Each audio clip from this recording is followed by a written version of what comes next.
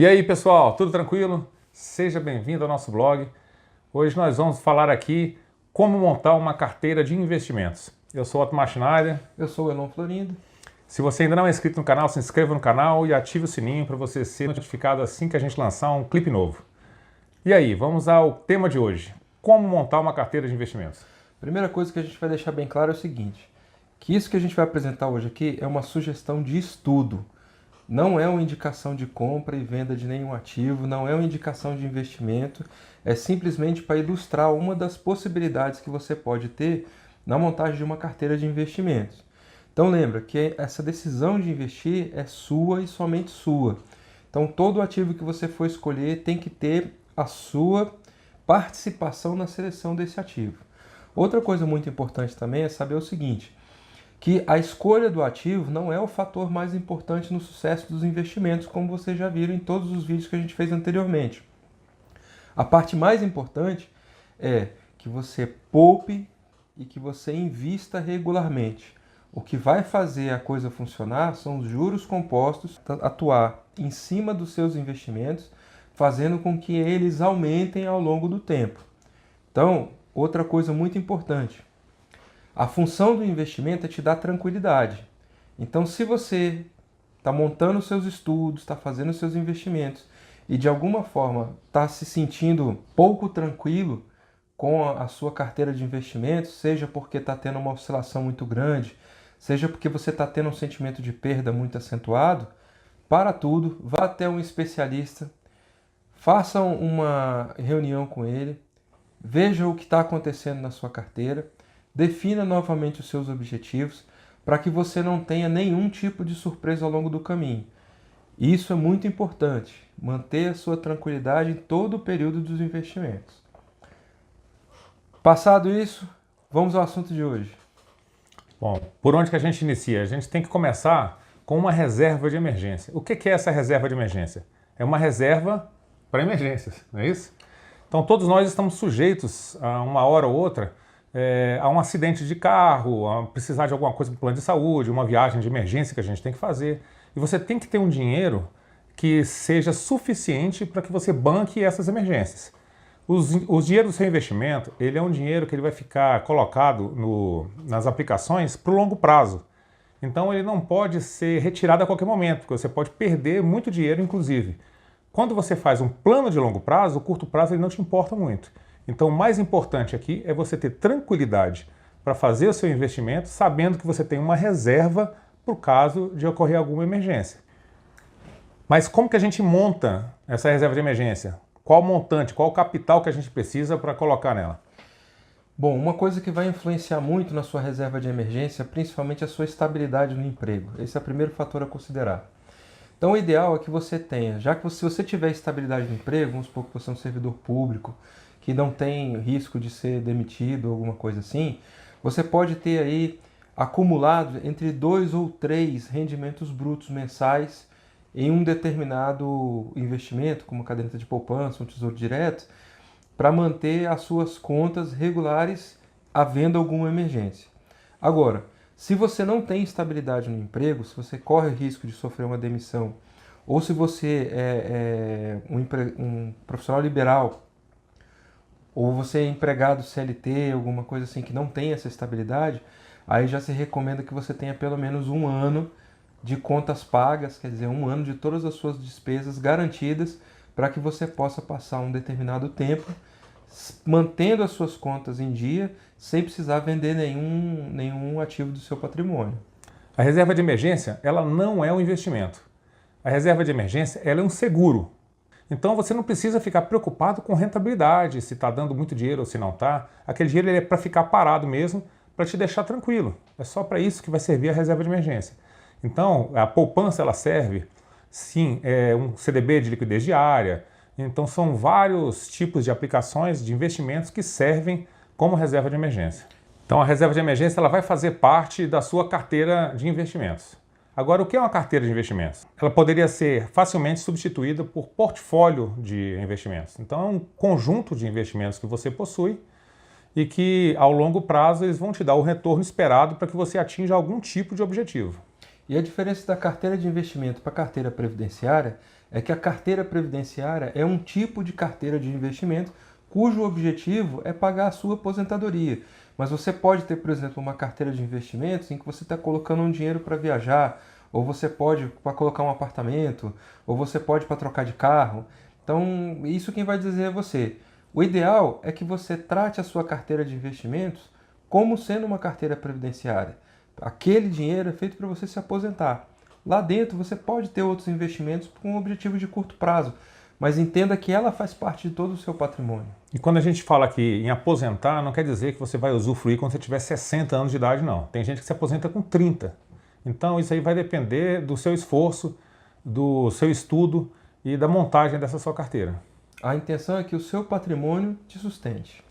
Existem alguns tipos de ativo que são mais adequados para você montar o seu portfólio, a sua carteira de investimentos, como por exemplo, o Tesouro Direto, que tem, principalmente os que têm cupom, os fundos imobiliários, as ações, ativos que possuem de alguma forma um cupom, alguma coisa que você recebe mensalmente, ou semestralmente, ou anualmente. Cupom é aquilo que vai gerar o seu fluxo de caixa. É o que o seu ativo vai pagar para você dentro de uma determinada periodicidade. Uma coisa que é importante você entender é o seguinte: você não precisa ter pressa para entrar no mundo da renda variável. Primeiro, você tem que entender a renda variável. Então, nesse período que a gente está falando que você vai montar sua reserva de emergência aí com 2, 3 ou até um ano de reserva financeira de pagamento de contas, é o período em que você vai aportar em conhecimento. Você vai entender o mercado, você vai fazer curso, você vai ler um pouco mais a respeito antes de entrar no mundo da renda variável. Outra coisa também que é bom deixar claro é que existem pessoas que nunca tiveram ação, nunca tiveram um fundo imobiliário, constituíram um patrimônio e conseguiram ter uma renda previdenciária. E isso pode ser feito por renda fixa, isso pode ser feito comprando imóveis. Então, não se desespera para já ir colocando dinheiro na renda variável, não. O ideal é que você comece mesmo pela renda fixa, entendendo o que são os títulos de Tesouro Direto, quais são as características desses títulos, principalmente porque você vai começar a montar a sua carteira por eles, até você entender a renda variável. E isso tem que te deixar confortável. Você vai começar pela renda fixa, aos poucos você vai estudando a renda variável e vai começando a aportar. Não existe um percentual certo de renda fixa e renda variável que você tem que ter. O percentual certo é aquele que te deixa confortável. E quanto mais você estudar e quanto mais tempo você passar no mercado financeiro, mais confortável você vai ficar com as oscilações do mercado e com a sua montagem da carteira previdenciária em ativos de renda variável.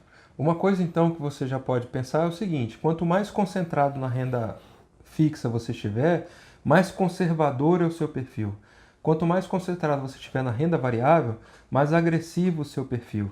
Então pode ser que hoje você não se conheça, você pode até achar que você suporta uma quantidade de risco, mas aquilo não é verdade. Na hora que tiver uma variação muito grande na sua carteira, você vai se assustar. E aí vai no pânico fazer um mau negócio e sair num fundo, por exemplo. Então, calma, vai devagar, entenda a renda fixa, tenha um perfil conservador no começo e conforme você vai entendendo a coisa, você vai aumentando o seu apetite pelo risco. Existem instituições que fazem teste para saber o seu perfil de investimentos. Você vai do conservador até o agressivo. No entanto, eu não conheço ninguém que tenha mais de 5, 10 anos de mercado financeiro que não seja pelo menos o perfil agressivo. O percentual que eles colocam para renda variável nesses testes é um percentual extremamente conservador, por incrível que pareça. Então, depois que você entendeu um pouquinho sobre a renda fixa, já constituiu a sua reserva de emergência, inicia o tempo de você começar os seus investimentos no Tesouro Direto. E a gente fala muito do Tesouro Direto em relação ao CDB e outras rendas fixas que são rendas bancárias, porque uma das nossas ideias é de tirar do banco. Então, vamos para o Tesouro Direto e aí a gente vai começar a fazer a nossa acumulação de patrimônio. É importante que você entenda no Tesouro Direto o seguinte, que você tem que observar os prazos de vencimento do título, você tem que observar a duração desse título, principalmente por conta da tabela progressiva de imposto de renda. Então, se você fizer um investimento e sacar antes do período de 180 dias, termina que você vai pagar mais imposto de renda do que se você esperar o período de 6 meses para fazer o saque daquele valor inicial. E isso vai sendo tanto verdade quanto o tempo vai passando. Acima de 2 anos é a menor alíquota de imposto que você vai encontrar. 15% que você vai deixar de imposto para o governo. Outra coisa muito importante no Tesouro Direto também é ter atenção na marcação a mercado. Então, se você pegar um título que ele é pós-fixado, quer dizer, ele é feito com uma taxa de desconto do juro futuro, e o juro futuro oscilar para cima ou para baixo, pode acontecer de que o valor que você pagou pelo aquele título no dia da aplicação, quando você for resgatar, é menor do que o que você aplicou. Então, sim, é possível perder dinheiro na renda fixa. Então, a marcação a mercado é importante ser observada. E outra coisa, entender o que é renda fixa e renda variável. Renda fixa quer dizer o seguinte, que quando você compra um tesouro direto, você está comprando aquele tesouro direto e você está recebendo uma remuneração que ela é combinada no momento da contratação, ou seja, da compra do título. Então, se você compra um tesouro direto pós-fixado, ele vai dizer para você o seguinte, olha, eu vou te pagar o valor que você tem do título, R$ 1.000, que é normalmente o valor nominal do título, mais uma correção monetária, que ela é acordada no momento da compra. No caso da renda variável é diferente. Você compra uma ação, você compra um fundo imobiliário, por um determinado valor ou cotação, o que esse título, o que essa ação vai pagar para você, ela vai variar ao longo do tempo. Por quê? Uma ação vai te pagar dividendos e juros sobre capital próprio. Então isso depende do desempenho da empresa. Se a empresa tem um desempenho acima do normal, ela vai te pagar mais dividendo. Se ela tem um normal, ela vai te pagar o dividendo regular. Se ela tem um desempenho abaixo, o seu rendimento pode cair também. Então, isso chama-se renda variável. Hoje, você tem um fundo imobiliário que está te pagando uma determinada taxa de acordo com os aluguéis que ele tem. Se amanhã um inquilino sai, esse aluguel diminui. Então, não existe um compromisso de pagar uma taxa conforme contratado. Ela tem uma flutuação que vai depender do desempenho do ativo. Entenderam a diferença? E por que você tem que ir para a renda variável? É o seguinte, os ativos de renda fixa, os mais conservadores, eles vão te pagar uma taxa extremamente pequena. Então, um CDB de banco, por exemplo, ele vai te pagar 90% do CDI. Então, isso vai te dar alguma coisa perto de 6%. Quando você descontar a inflação e o imposto que é pago para o governo, vai te sobrar pouquíssima coisa ou quase nada. Você vai ter o seu principal corrigido com muito pouca coisa. Quando você vai para a renda variável, você está arriscando um pouco mais, você está tendo mais risco, mas em compensação o seu retorno é maior. Então, quando você vai para a renda variável, a sugestão que a gente tem para você é começar pelos fundos imobiliários. Então, como você já vem acompanhando o canal, ou se não acompanhou, a gente sugere que você assista os outros vídeos também. Os fundos imobiliários, eles têm uma volatilidade, quer dizer, uma variação do valor da cota, que é mais ou menos 1/3 da variação das ações. Então, você vai ver menos flutuação no valor nominal, isso vai te assustar menos no começo. E isso vai permitir também que você tenha mais tranquilidade para estudar e não ficar preocupado se a sua cota valorizou ou se ela desvalorizou de ontem para hoje. No começo isso é muito normal. Depois você vai se desligar disso naturalmente. Eles vão pagar para você um aluguel mensal. Então esse valor que vai entrar dos aluguéis do fundo imobiliário, eles vão ser colocados junto com o restante do dinheiro novo que você colocou, do seu trabalho, da sua poupança, e ele vai aumentar a quantidade de dinheiro que você vai poder aportar mês a mês. Então, se você aportava R$ 100 e você já começou a receber aluguéis no mês seguinte, você já vai aportar 110, 120, 130 e assim por diante. Então, ele vai dando uma turbinada nos seus aportes. E como começar a escolher os ativos de fundos imobiliários? Quais fundos imobiliários começar? A nossa indicação é para que você pegue a listagem do IFIX, do maior para o menor, isso aí você consegue encontrar na B3, e comece a estudar nessa ordem. Por quê? Quanto maior for o ativo, mais diversificado ele é normalmente. Tem poucas exceções a essa regra. Estudando esses ativos, você vai começar sempre pela análise qualitativa, ou seja, verificar realmente se aquele ativo te agrada ou não, se você gostaria de ser dono daquilo ou sócio daquela atividade. Então você vai começar pela análise qualitativa, para só depois você entrar na análise quantitativa, que são os números, os indicadores que você vai utilizar. O DY, PVPA, entre tantos outros que são utilizados no mercado financeiro.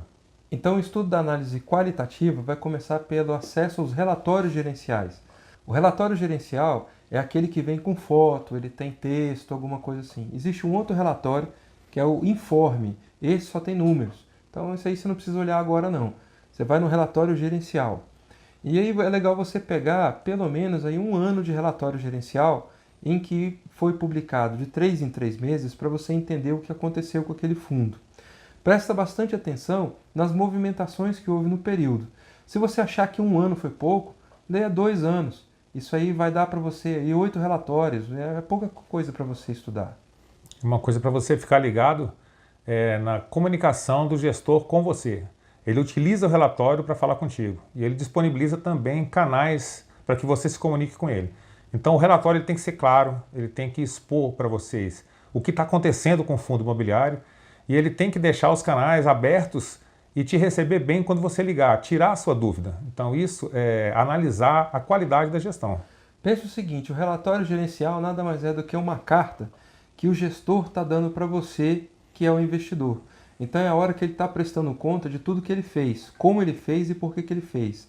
Ele esclarece as estratégias, ele esclarece a alocação de ativos, ele esclarece qual é a visão dele do futuro. E tudo isso vai servir para você entender principalmente o seguinte, se a sua visão bate com a visão do gestor.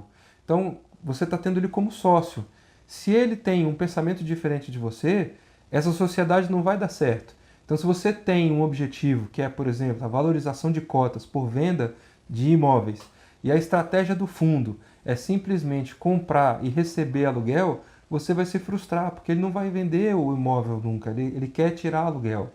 Por outro lado, se você quer tirar aluguel e toda hora ele está vendendo imóveis, a sua estratégia não está igual a dele. Então, você precisa entender como funciona o fundo, qual a cultura organizacional dele, qual a estratégia de investimento, para saber se aquilo serve para você. Esse tipo de informação você acha no prospecto do fundo. Então você tem que abrir o prospecto do fundo, lá em mandato você vai ver para que aquele fundo foi criado. Se é para renda, receber aluguéis, ou se ele é para vender os imóveis e apurar o lucro acima da diferença do valor da compra e da venda. No relatório gerencial também você vai ter acesso a quais são os imóveis daquele fundo, isso no caso de fundos de tijolo. Se forem outras classes de fundo imobiliário, que você vai ver mais à frente, vão ter outras informações sobre os tipos de investimento que aquele fundo possui. Então você vai olhar o endereço, a localização, o estado de conservação, quem são os clientes que estão alugando aquele imóvel do seu fundo imobiliário, quando vencem os contratos, qual o índice de correção do contrato, qual a duração desse contrato, quando foi o último reajuste, e tudo isso são informações que são importantes para você decidir. Na verdade, não existe um grande segredo que separa os grandes investidores dos pequenos investidores. Por que um é rico e o outro não é? Não existe um segredo. Tudo é uma questão de aporte de tempo e de escolha dos ativos. Então, quando você utiliza o tempo ao seu favor, escolhendo bons ativos que geram renda, você vai conseguir uma carteira previdenciária vencedora. Uma carteira que vai te proporcionar tranquilidade para o seu futuro. Então, vamos começar os estudos? Conta conosco para te ajudar nesse momento. Nós vamos mais à frente tratar também de exemplificar alguns estudos de fundo, mas parece que é coisa pra caramba. Com o tempo você vai se acostumar com isso. Faz parte. É isso que vai te tirar da Matrix. Você agora resolveu estudar sobre investimentos e você vai conseguir. É isso aí, pessoal. E aí, gostou do vídeo? Se você gostou, deixe o seu joinha, se inscreva aqui no canal. E fique tranquilo.